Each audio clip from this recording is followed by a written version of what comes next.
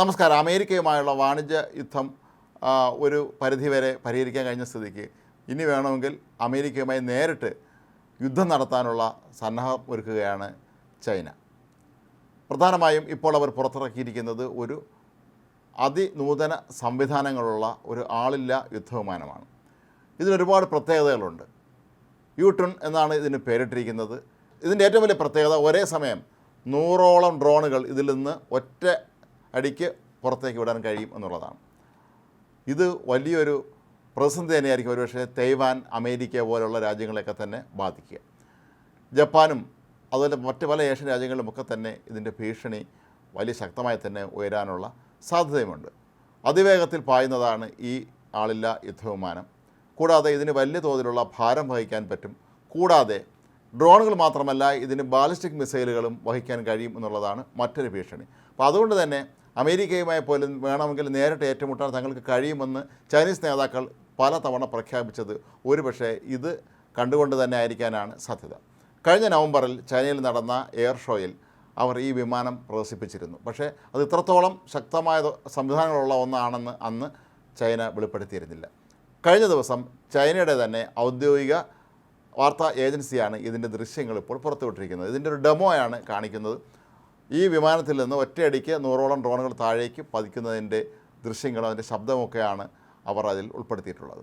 ഇത് മറ്റു രാജ്യങ്ങൾക്കെല്ലാം തന്നെ ഭീഷണിയായി മാറാനും തങ്ങൾ ലോകത്തെ വലിയൊരു ആയുധ ശക്തിയാണ് എന്ന് കാണിക്കാനുമുള്ള ചൈനയുടെ ശ്രമങ്ങളുടെ കൂടി ഭാഗമായിട്ട് വേണം കണക്കാക്കാൻ. അമേരിക്ക ലോകത്തെ ഏറ്റവും ശക്തമായ പ്രതിരോധ സംവിധാനങ്ങളുള്ള രാജ്യമാണ് നിലവിൽ. പക്ഷേ അവർ തങ്ങൾ കടത്തിവെട്ടും എന്ന് പലവട്ടം ചൈന നേരത്തെ പ്രഖ്യാപിച്ചിരുന്നതിൻ്റെ പിന്നിൽ ഒരുപക്ഷെ ഇത്തരത്തിലുള്ള പരീക്ഷണങ്ങളായിരിക്കാം കാരണം. അമേരിക്കയുടെ കൈവശം ഏതായാലും ഇത്തരത്തിലുള്ള ഒരു വിമാനം നിലവിലില്ല എന്നുള്ളതാണ് ഇതിൻ്റെ ഒരു പ്രത്യേകത. മാത്രമല്ല, ഇപ്പോൾ ചൈനയും ലോകത്തെ പ്രധാനപ്പെട്ട രാജ്യങ്ങളൊക്കെ തന്നെ ശ്രദ്ധ കേന്ദ്രീകരിക്കുന്നത് കൂടുതൽ ഡ്രോണുകൾ നിർമ്മിക്കാനാണ്.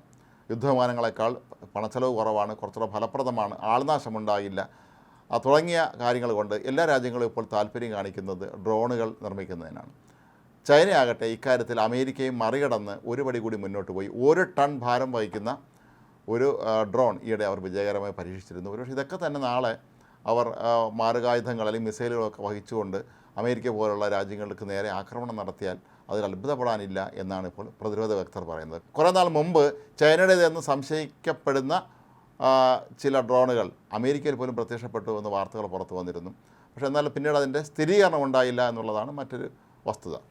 ഈ വിമാനത്തിൻ്റെ ചിറകുകൾക്ക് 82 അടിയാണ് നീളമുള്ളത്. അത്രയും വലിയ ചിറകുകളുള്ള ഒരു യുദ്ധവിമാനം കൂടിയാണ് ഇത്. ഒരു പക്ഷേ അടുത്ത മാസം ആദ്യം ഈ വിമാനം പൂർണ്ണമായും സജ്ജമാകുമെന്നാണ് പറയപ്പെടുന്നത്. അവസാനവട്ട പരീക്ഷണങ്ങളാണ് ഇപ്പോൾ അവർ നടത്തിക്കൊണ്ടിരിക്കുന്നത് എന്നാണ് ചൈനയുടെ വാർത്താ ഏജൻസി തന്നെ അറിയിച്ചിട്ടുള്ളത്. സ്ഫോടക വസ്തുക്കൾ മുതൽ നിരീക്ഷണ സാങ്കേതികവിദ്യ വരെ ഉൾപ്പെടെ 6 ടൺ വരെ ഉപകരണങ്ങൾ വഹിക്കാൻ ഈ അത്യാധുനിക വിമാനത്തിന് കഴിയും. 4350 മൈലിലധികം ഇതിന് ഒറ്റയടിക്ക് പറക്കാനും കഴിയും. ഒരുപക്ഷെ ചൈന തൈവാനിൽ ഒരു ആക്രമണം നടത്താൻ സാധ്യതയുള്ളതായി പലപ്പോഴും സൂചനകൾ ലഭിച്ചിട്ടുണ്ട്. തൈവാൻ പിടിച്ചെടുക്കുക എന്നുള്ളത് ചൈനയുടെ എക്കാലത്തെ സ്വപ്നവുമാണ്.